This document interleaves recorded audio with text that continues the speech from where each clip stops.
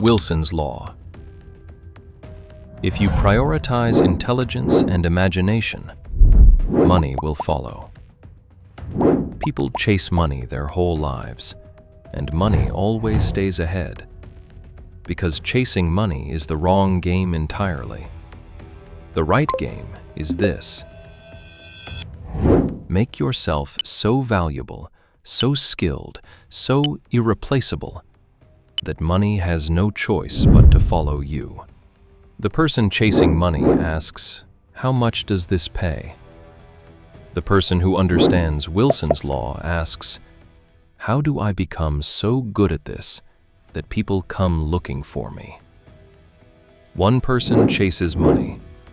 The other person gets chased by it. Which one are you right now?